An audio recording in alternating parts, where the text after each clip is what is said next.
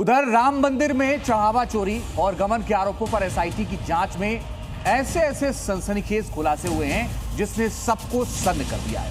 जी हां, 6 दिनों की ताबड़तोड़ तफ्तीश, 5000 से ज्यादा तीखे सवाल, 2000 घंटे की सीसीटीवी फुटेज खंगालने के बाद एसआईटी ने इस पूरे मामले में खेल का पैटर्न जो है उसको अनलॉक कर दिया है। अयोध्या में हड़कंप मचा है क्योंकि श्री राम जन्मभूमि तीर्थ क्षेत्र ट्रस्ट के पदाधिकारियों और संदिग्ध कर्मचारियों के जिला छोड़ने पर रोक लगा दी गई है। एसआईटी के नए खुलासे क्या हैं, आपको इस रिपोर्ट में दिखाते हैं। अयोध्या राम मंदिर चंदा चोरी विवाद में नया खुलासा हुआ है।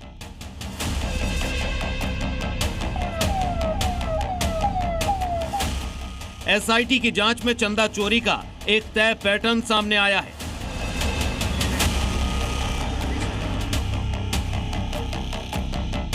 चढ़ावा गिनने वाले कर्मचारियों की शिफ्ट को लेकर बड़ा सवाल है।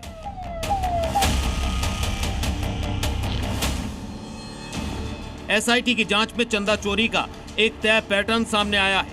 नियमों के मुताबिक हर कुछ दिनों में चढ़ावा गिनने वाले कर्मचारियों की शिफ्ट बदल दी जाती थी, लेकिन एक खास शिफ्ट ऐसी थी जिसमें कभी कोई बदलाव नहीं हुआ।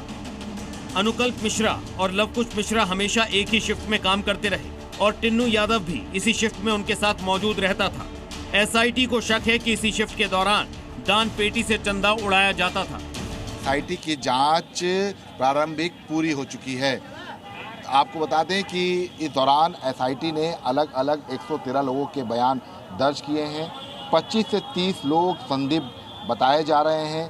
इसके अलावा एसआईटी ने अलग अलग शिफ्ट में काम करने वाले तमाम जो यहाँ पर ट्रस्ट से जुड़े हुए कर्मचारी थे उनसे भी पूछताछ की है।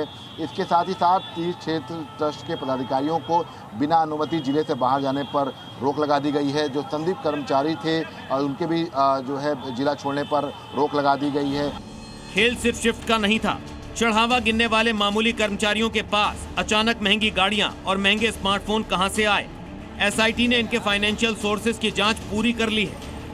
इतना ही नहीं, एसआईटी को शिकायत मिली थी कि कई श्रद्धालुओं से दान तो लिया गया लेकिन उन्हें रसीद नहीं दी गई। इसके बाद दान काउंटर की सभी रसीदों का रिकॉर्ड एसआईटी ने अपने कब्जे में ले लिया है। एसआईटी ने अयोध्या में राम मंदिर गबन मामले को लेकर दान काउंटर्स पर जो रसीदें कटती थीं उसको भी अपने रिकॉर्ड में शामिल कर लिया है, क्योंकि कई जगहों पर ये शिकायत आई कि दान करने के बाद जो रसीदें थीं वो टिन्नू यादव ने लोगों को नहीं दी। ऐसे में ये कहा जा सकता है कि फिलहाल अब इस पूरे मामले को लेकर एसआईटी ने जो दान काउंटर्स पर जो रसीदें कटती थी ऑनलाइन और इसके साथ साथ जो नंबर दिए जाते थे उनको भी तलब किया है। एसआईटी की 6 दिनों की ताबड़तोड़ जांच पूरी हो चुकी है और जांच में जो खुलासे हुए हैं, इस दौरान एसआईटी ने 2000 घंटे के सीसीटीवी फुटेज खंगाले, 113 लोगों से पूछताछ की। इस दौरान उनसे 5000 से ज्यादा सवाल किए गए।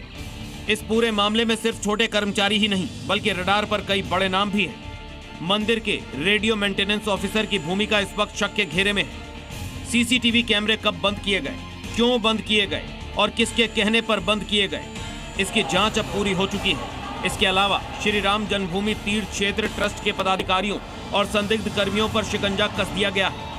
बिना इजाजत के किसी को भी जिला छोड़ने की अनुमति नहीं है। एसआईटी ने अपनी जांच का दायरा सिर्फ दान पेटी तक सीमित नहीं रखा है। दान के पैसों के दुरुपयोग और अनावश्यक खर्चों का पता लगाने के लिए प्राण प्रतिष्ठा से पहले और 2021 तक के पुराने जमीन खरीद के रिकॉर्ड खंगाले गए हैं। ट्रस्ट ने पिछले कुछ सालों में करीब 44 एकड़ जमीन खरीदी है, जिनमें से कई प्लॉट्स के लिए जरूरत से ज्यादा पैसे दिए गए।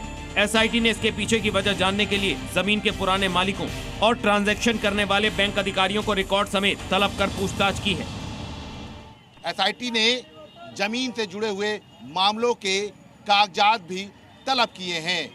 2000 घंटे से ज्यादा के सीसीटीवी फुटेज भी रिकॉर्ड में अब एसआईटी के पास हैं। ऐसे में चोरी के पैटर्न तक एसआईटी पहुंच चुकी है और माना जा रहा है कि अब इसी निष्कर्ष पर राम मंदिर गबन मामले में जो आरोपी है उस तक एसआईटी का पंजा पहुंच जाएगा और जल्द ही वो गिरफ्त में आ जाएगा। 25 से 30 लोग इस वक्त सीधे एसआईटी के रडार पर हैं, जिनमें बैंक कर्मचारी, सुरक्षा कर्मी और ट्रस्ट से जुड़े लोग शामिल हैं। एसआईटी ने इन 6 दिनों की जांच के निष्कर्ष तय कर लिए हैं और जल्द ही यह रिपोर्ट आला अधिकारियों को सौंपी जाएगी। मतलब साफ है, राम भक्तों की आस्था के साथ खिलवाड़ करने वाले ये चेहरे अब ज्यादा दिन छिप नहीं पाएंगे। ब्यूरो रिपोर्ट, जी मीडिया।